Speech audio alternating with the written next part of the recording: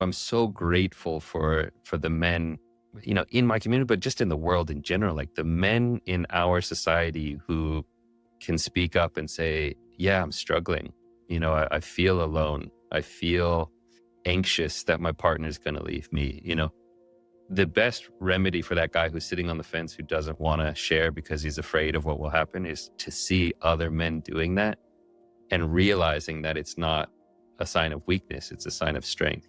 I'm also quite vocal about healthy shame. I think the healthy shame is actually really powerful, really important. It's part of like that holding men accountable to saying, you can do better and you're better than this. And that thing you did wasn't skillful and it's not what you should be doing. And I think sometimes it's like, we live in these extremes. Some people kind of shame too much. And then some people say, well, we need to get rid of all kinds of shame and just do whatever you want and follow your desires.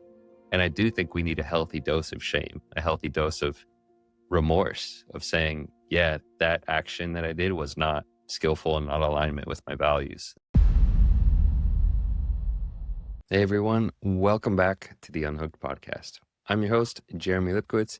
Today, I'm excited to share with you a recent interview I did on the Rebuilt Man podcast with my friend and colleague, Coach Frank Rich. He invited me on as his very first guest in his new Coach's Corner series, which shines a light on individuals and organizations making a real impact in the recovery space. In this conversation, we dive into my journey from addiction to freedom, the origins of Unhooked Academy, and the unique challenges men face when it comes to breaking free from porn. We also explored the importance of community, the role of healthy shame, and why vulnerability is a strength, not a weakness. Frank and I do come from different worldviews, but what we share is a deep commitment to helping men reclaim their power and live with integrity. I'm deeply honored to be featured on his show, and I'm grateful to share that conversation with you here today. So without further ado, please enjoy my conversation with Frank Rich. Guys, welcome to the Rebuilt Man podcast today. I am your host, Coach Frank Rich, and I have an amazing guest joining me here on today's show. Guys, we're excited to be rolling out a brand new series here in the Rebuilt Man called Coach's Corner, where the mission with these episodes is to shine light and bring some attention to individuals and organizations out there that are having massive impact in the world of recovery and helping men find freedom in their own unique ways. And joining me on the show today is Jeremy Lipkowitz. He's the founder of Unhooked Academy. He's a former Buddhist monk, a meditation teacher, and an ICF certified executive coach who specializes in helping high-achieving men overcome porn addiction and other compulsive behaviors. And in this conversation, we're going to dive into Jeremy's work and the things that he's doing over there at Unhooked Academy and what makes some of his approaches unique, maybe from the things that we teach here at the Rebuilt Man and some of the other incredible organizations out there. So Jeremy, my brother, welcome to the show. Happy to be here, man. It really is a pleasure. And I love the work that you're doing. And I imagine there will be some things that are unique about my approach, but my guess is that we have way more in common than what we have different. So happy to explore the work that we're doing. Absolutely, man. And I agree. I'm sure there's going to be a lot of parallels. And, once again, my goal is to really bring to light the things that you're doing and maybe hear about some of the impact that you're having with men out there. So kicking things off, man, just love for you to kind of tell us, what inspired you to start the Unhooked Academy and really begin to do this deep, meaningful, transformational, yet challenging work with men who struggle with porn addiction? Yeah, well, it really comes from my own history with porn addiction, something that I struggled with, starting in my early teenage years, but even going back to 8 or 9 years old, but then really escalating in college, getting into that addiction and just seeing how devastating it was for my mental health, my relationships, my life, my sense of fulfillment. And then getting out of that addiction, finding a pathway out of that suffering and realizing how much better my life was.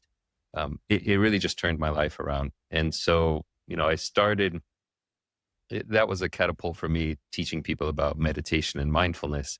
And it wasn't until years later that I realized that my origin story into the path of meditation and mindfulness was from my porn addiction. And there are a lot of guys out there who were struggling with that as well. And so I just started, talking about that topic, talking about my history with addiction, how I got out of it, and decided to start helping people with it. Yeah. Very, very similar, right? And I think that's been kind of the common theme in people that do the kind of deep transformational work is oftentimes it's our own suffering and what we learn through that journey that we learn about ourselves, but we also see that there is uh, useful tools for others that we can share. And I know that's brought a lot of purpose and meaning to my life. Jeremy, what year did you get free? And, what was the time period from finding your own freedom to starting uh, the more specific work with Unhooked? Yeah, for me, it's very fortunate that I have a very clear memory of when I broke free because I was having my 25th birthday in India, and I had this kind of eat, pray, love journey, of going to India and learning about meditation and all this stuff. But I remember very distinctly being in a hotel room in India, like sitting on the bed watching porn and just happy. This was like the day of my birthday. And I remember having this wake up call of like, what am I doing with my life? Man, what is this? That this is the way I'm living my life. And so it was on my 25th birthday that I then traveled up to kind of northern parts of India into kind of Dharamshala, McLeod Ganj, and started really getting into some of these meditation retreats. So 25 years old was when I had this turning point in my life and when I broke free. So I guess that was this point 14 years ago. Um, and, that was a turning point for me, letting go of porn addiction, stopping watching porn and really getting into meditation. But it wasn't for a long time, wasn't many years until many years later that I started doing this work specifically with men. I did start teaching meditation, because that was a really important part of my transformation. So I started teaching other people about mindfulness, kind of a very secular approach to mindfulness, a non-religious, non-woo-woo approach to mindfulness. And so I started doing that and was teaching meditation for about 10 years. And it was about 10 years into teaching meditation that I started doing this work around porn addiction because I was seeing so many people come to me with this problem. People were coming to my meditation classes and then staying after and wanting to talk to me about their life and their issues. And I kept seeing this problem coming up, which was something that I resonated with so much. And so that's when I started shifting over. This was about 2018, so 7 years ago. Yeah, incredible, man. I've been pretty vocal about men's coaches and teachers and whether it's in relationships or fitness or mental health or mindfulness, like if you're not addressing this specific area, because I think a lot of people will push it under the rug or pretend like it's not there. It's like, no, if we just learn to breathe a little bit or, if we work on the relationship, like we don't have to address the porn addiction. And, I've had many posts where I've talked specifically like, if you're not addressing this with your men's clients, like you are letting them down. I think you and I would both agree that's probably one of the biggest epidemics that men are, facing in today's world and culture. And it's just rapidly growing. I think your story there with, 25, like we would call that kind of identity transformation. That's kind of the language that we would, use there. In, 6 years of working with thousands of clients, like I can tell most of them will have this pivotal moment where something shifts, you feel something change inside of you. And it's that point, not that you may never look back, but your ability to navigate the difficulty waters will be different and you'll see yourself through a different lens. What have you learned about yourself, Jeremy?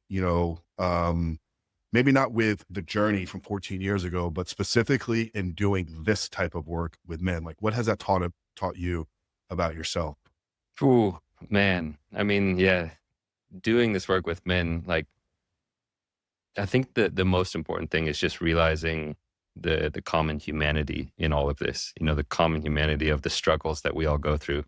All of the things that I've struggled with where I thought I was uniquely messed up or uniquely broken or just perverted in some way or an idiot in some way, and realizing that I'm not alone, that like this is a very human thing and that a lot of us, especially men, we go through similar things. And being in these men's groups, it's like the one that I run, where I get to connect with guys every week and just hear about what's going on in their life. And I just realized so much that we have so much in common in terms of the fears and anxieties and insecurities. So that's probably the deepest thing I've learned in doing this work. Yeah, I think we both, specialize in working with high performing men. And I think that's been the big wake up for me. Looking back years ago, like I definitely thought I was something wrong with me. And I think, even societally, people look at porn addiction as like, it's the loser, right? It's the guy that's like not pursuing things, like it's not, maybe running an organization or company. Like we've had very successful 8, 9 figure entrepreneurs. We've had pro athletes, we've had Wall Street bankers, lawyers, like the everyday doctor, the guy that, is shaking a hand at the finance department. It's like this issue is not void of anybody. Jeremy, what's one thing you wish you knew maybe about this space? Whether it's the difficulties or even, some of the deeper meaning behind it before you started the coaching work. Before I started the coaching work, Yeah. Like what's one thing you maybe wish you knew about what you were getting into? Cause I know I've definitely had my, wake ups like, yeah, I really wish I knew that's what I was getting into. yeah, I mean, there's so much that I feel like I'm learning on a constant basis. There are so many times where the guys in my group or some of my one-on-one clients come to me with things that I had never even thought about and things that I have no idea how to address. Fortunately, my approach to coaching is not to give any answers necessarily, but it's just to kind of to challenge and support and hold space and do all these things where I don't need to have an answer. But there are so many things that I just, I'm constantly learning from the people I work with how to be a better man. And so I guess, I wish I would just kind of tell myself to go in with an open mind and see how much I can learn from my clients. Cause that's the greatest joy of being a coach in this area is, especially as you say, working with high performers. The reason that I do that is, I was a high performer. I was one of these high achieving, young men, just acing everything, wanting to be the best, captain of a sports team, very sociable, all these things. And, and so those are the people who I really resonate with, the people who have this exterior of success and having it all together, but then have this inner shame, this double life. And so I love getting to work with these guys who are killing it in life, but have these kind of internal struggles that they're battling against. So yeah, for me, it's just a joy to get to learn from my clients. Yeah. Yeah. I love that too. And I think you probably do some type of community work in there that for me, that's like the real meaningful stuff, man. Cause you bring collectively a group of guys that are, working towards a paired aimed vision together. It's like, the growth, transformation, insights that kind of come out. It's like, I tell the guys on our calls, it's like my goal with these calls is to speak the least. And it's been cool to see a lot of, leaders kind of rise up and, really grab the wheel, and start to bring the other guys down this journey with them. Diving into the actual work here and, transformational breakthroughs with guys, what do you, in your opinion, see as the biggest barrier that holds men back, once they decide that they're committed to finding freedom? Like what's that biggest thing that holds them back? And how specifically do you, in your work at Unhook, address that specific problem?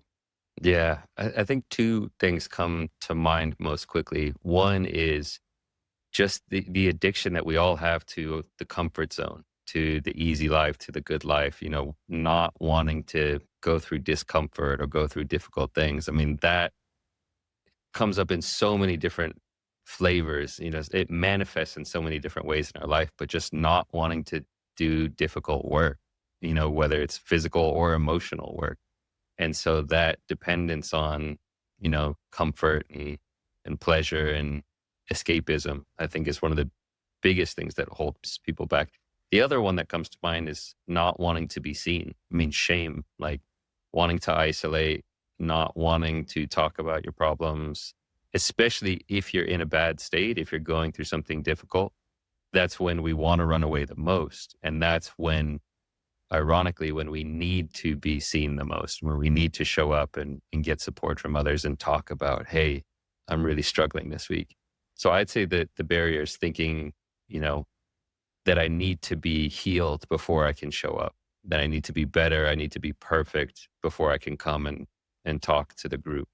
Um, I think that is probably the biggest thing that keeps people from really healing. How do you, if you got that guy that, is ready to do it, but he's, you know, paralyzed with shame, right? It could be, our state of being, right? And it can carry over into our thoughts, our feelings, our emotions, everything about us. So if, you had a client or a guy in your organization that like, you can just see, it's like, this guy's holding something back because of that shame. Like what is the key to maybe not unlocking something in him, but allowing him to step out of that, into a higher state of consciousness?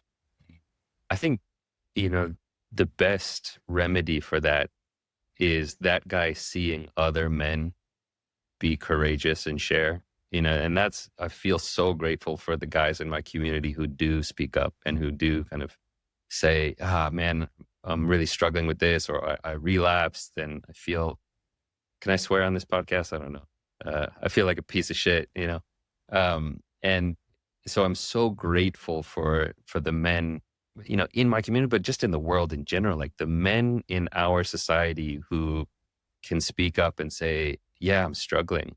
I feel alone. I feel anxious that my partner's going to leave me. The best remedy for that guy who's sitting on the fence, who doesn't want to share because he's afraid of what will happen, is to see other men doing that and realizing that it's not a sign of weakness, it's a sign of strength.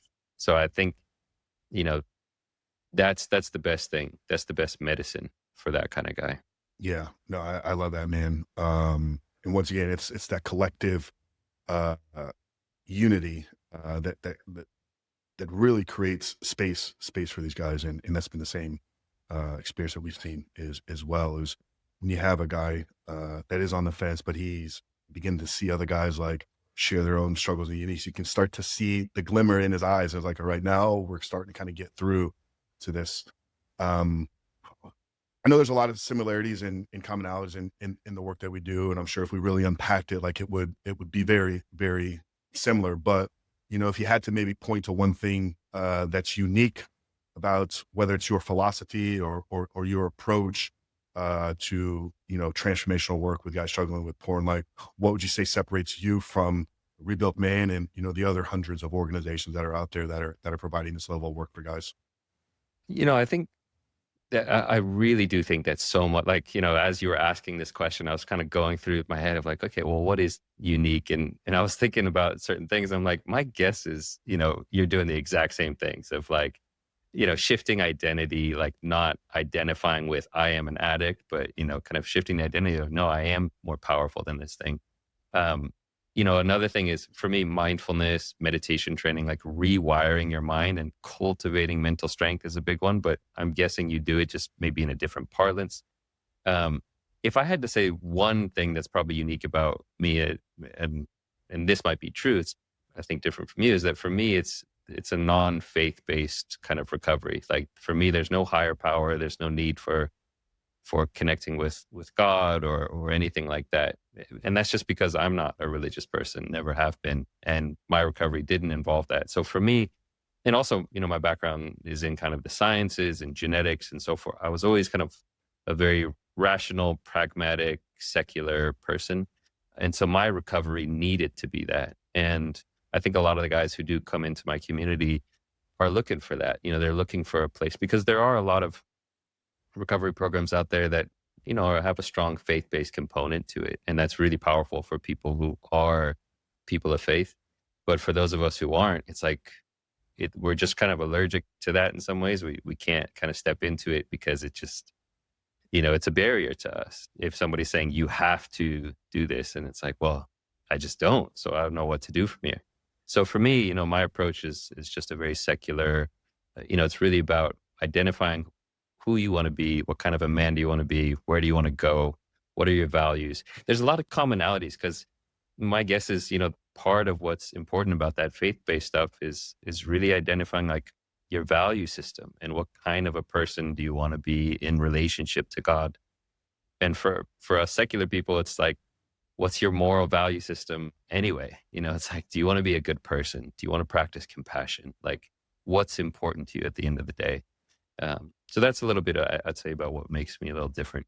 Yeah, no, I appreciate that, man. And that's why I was excited to kind of have you on here. Unfortunately, I think for those that have been brought up in the church, and that wasn't my story. I came to faith, very, very late in my life, 34 years old, after kind of, struggling just with meaning and purpose and all that stuff. But I've seen it in so many of our guys, because we do pull a dominant Christian audience. There's a faith foundation, but we separated it, which I think has allowed me, much like you, to bring in guys from all worldviews. We've had obviously 65%, men of a Christian faith, but we've had Muslims and Buddhist and Hindu and atheists and agnostics, and guys that have felt disconnected from the church because the guilt and shame that's sometimes wrapped up in that. It's like, they're like, it's just not being addressed, in my opinion, correctly through the church, which is another thing I've spoken very openly about, which is, in some places probably got me a little bit of heat, but it's also kind of shines a light and maybe allowed me to separate myself from the other true faith-based organizations. Now, I'm very open and transparent with, where God lies in my life, but it doesn't keep me from serving a man that maybe has a different perspective and different worldview. So no, I really appreciate all of that.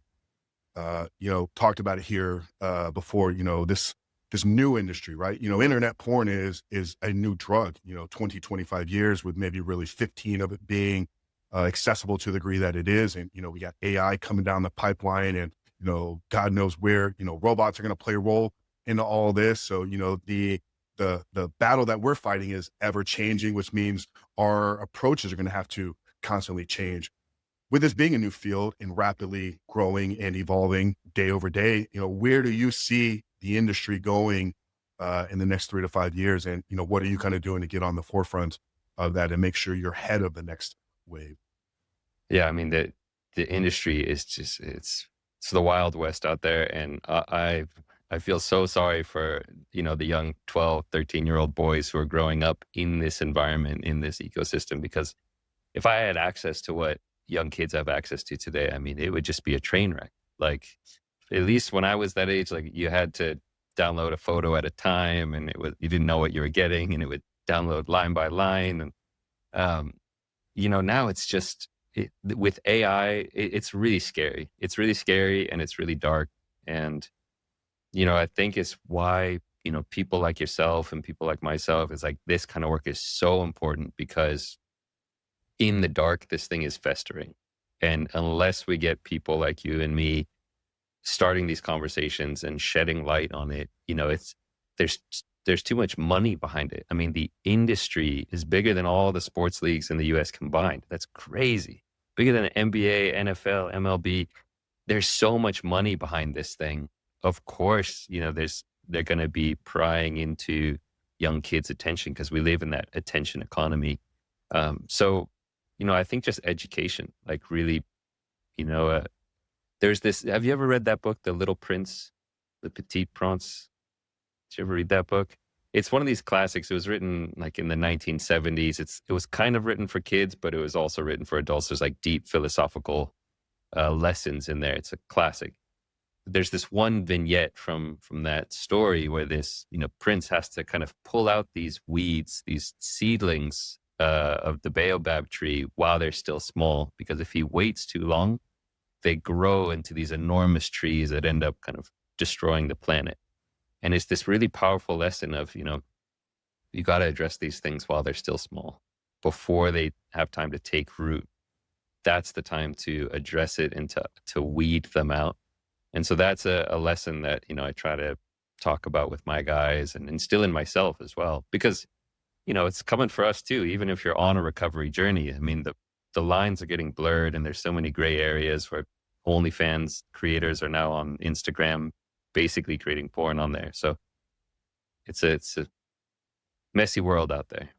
Yeah. Yeah. And it's only going to get darker. And, I have opinions that it's weaponized and, tool to, weaken the men. And, I remember having a conversation with Fred Stoker, Every Man's Battle. It's a faith book, so it may not be one that you've read, but it was written 20 plus years ago. One of the first books kind of that really took off in the space, 5+ million copies sold. And for him, he was, a new father that had struggled for 20 plus years. And, big inspiration from him was ending the generational curses, and I got a chance to interview him, and he came and spoke to our men. And, one thing that really shined through him, and probably the thing he was most excited about, was having raised 2 boys into manhood, fully pure, never struggled with it. And it's cool. And it's one thing we try to, encourage our men to do, if they're fathers or want to be, like, get this out of your life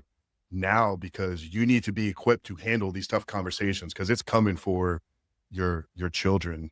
Collectively as colleagues, Jeremy, you and I, like, outside of conversations like we're having here today, and I know we're going to do one for your show, what can we do, to make sure we truly unite and join forces, so we're reaching as many men as possible, and hopefully creating one day a porn-free world?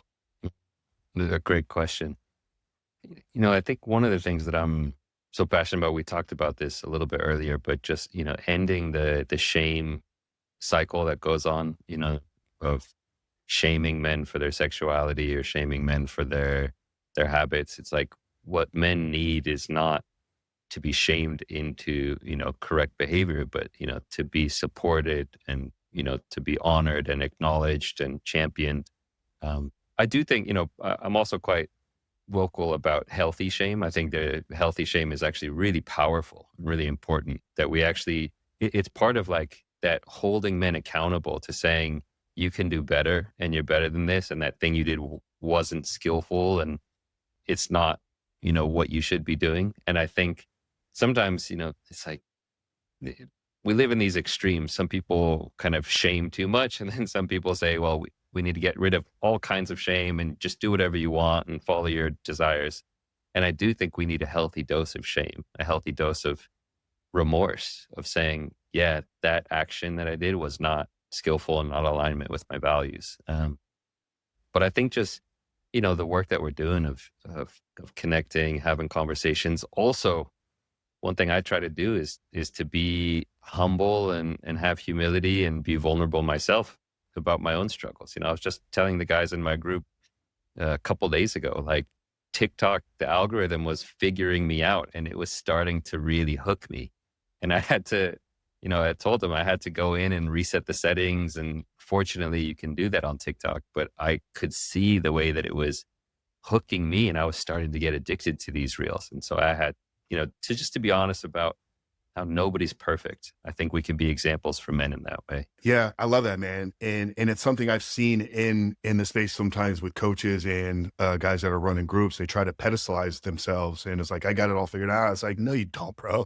Like, we're all navigating. Maybe it's not what it once was, but, more money, more problems, right? It's like, as you kind of navigate up the ladder, it's like the struggles and challenges are going to, maybe sometimes get deeper and darker. And I love the topic of healthy shame, right? I think for men and women need some of that. Like, I think we need body shaming brought back. You step into a gym these days and it's like, you're in a lingerie department and I'm sorry, sweetheart, just because your mother told you beautiful doesn't mean it's appropriate for you to wear that stuff. I think there needs to be an element of shame kind of brought back into the women's side of things as well, because I know the struggles and I also see exactly what they're doing. And, if you kind of understand psychology and maybe some of these things, like, I know exactly why they're doing that. They may not even know. So I agree with that. We definitely need some elements of healthy shame. And I think all human beings need to be encouraged to level up and that you are better than your status quo. And, that's a big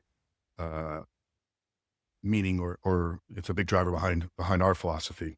If I could just speak to that just real quick, just in case somebody's listening to this has never really heard of healthy shame, I just want to clarify what we're talking about, that, like, the difference between healthy shame and toxic shame is toxic shame says you are a bad person. Like, there is something wrong with you and you are messed up.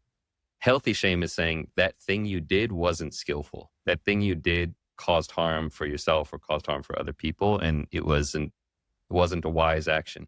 And that's just the fundamental difference. So just so people are kind of aware of what that is. Yeah. What, we're midway through 2025 here, right at the kind of halfway point. What's, what, if anything, new is coming down the pipeline for you in the organization? And where do you see yourself kind of, in the next 6 months of this year? Mm. Yeah. I mean, the community that I run, it's going well. Like, we're a small kind of intimate group.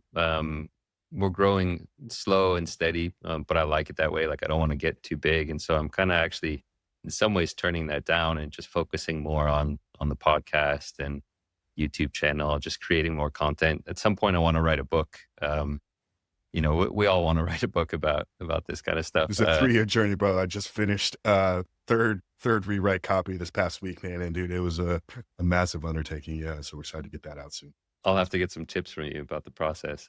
For me, it's been on the back burner forever. It's always been this thing where I'm like, yeah. Someday I'll write it. But, just putting out more content, doing more interviews. Like, I love things like this, connecting with people in the space, because there's so many of us out there. It's like, it's this weird thing where I tell people what I do for work and they're like, wow, I've never heard of that before. And yet at the same time, when I look around, the podcast space, the YouTube space, there are so many people who are addressing this more and more, whether it's coaches or therapists or, scientists. Amazing stuff out there. Yeah.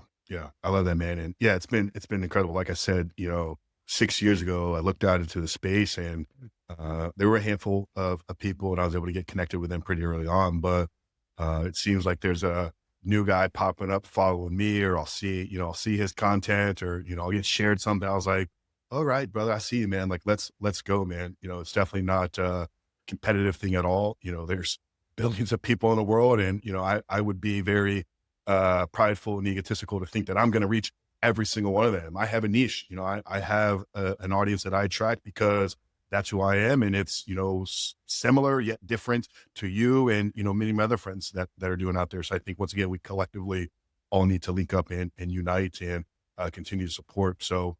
And I think, a great example of that, like Joe Rogan, like the way that he approaches that, where he's bringing on all of his quote unquote competitors, he's bringing all of his comedian friends and other podcasters. And, he has this mentality of like, no, like there's no competition here. Let's lift all of us up. And so for me, it's like, I love, what you're doing here, like bringing on other coaches onto your podcast, because the more that we connect and unite, it just raises all of us up and raises the issue up. So, yeah. And that was the mission here, right? With creating this series, I could stand here in front of the microphone and, scream into it, and I've done that for 200 something episodes. And, we have the other podcast where we interview people in other fields and more conversational, but I was like, no, I need to shine light on this industry. So that's what the Coach's Corner here is all about. So Jared, as we bring this to a close, man, there'll be thousands of guys, hopefully millions over the years that hear this conversation. To the guy out there that is struggling, if you had maybe one thing of whether it's encouragement or inspiration to say to a man that's out there that is fighting through this, maybe alone or maybe with a group of guys, like what would you say to him to continue to encourage him to stay in the fights? Mm-hmm. I would just tell anyone who's listening to this, like, you're not alone. You're not broken. You're not messed up. You're not a pervert in any way. It's like, you are a beautiful human being that, has fought a lot of battles. And the fact that you're still here and still fighting is a sign of your strength, and to just keep going and get connected to a community, get connected to a men's group, a church group, a spiritual community of some sort, or even just, a therapist or a friend who you can talk to. Like, getting connected and allowing yourself to be vulnerable is probably the best thing you can do for your recovery. But that most important thing is just recognizing, like, you're not broken. There's nothing wrong with you, and there's hope. You can change. A big part of my story was understanding neuroplasticity and understanding how the brain is constantly changing and rewiring. And even into your 50s, 60s, and 70s, it's still possible to change and heal. So, yeah. You're changing every day. Are you going to be the one that's pulling the levers of change, or are you going to let the weapons that are out there dictate and control that change, man. Jeremy, brother, it's been an absolute honor, man. Guys, we'll have all of Jeremy's links, his socials, his podcast, information about his coaching, all that stuff plugged down there in the show notes. If you want to learn more, highly recommend giving him a follow. Check out his podcast, support his work. And if you're looking for a mindfulness meditation approach that's maybe not faith-driven, Jeremy is your guy, man. So, guys, we appreciate you hanging out here. Jeremy, it's been absolute honor. Guys, rate, review, and if you got a brother that's in a fight and needs to hear this, do us a favor and them the blessing by sharing this conversation with them. But your host, Coach Frank Rich, for Jeremy Lipkowitz, Coach's Corner, Episode 1. We love you guys. See you in the next one.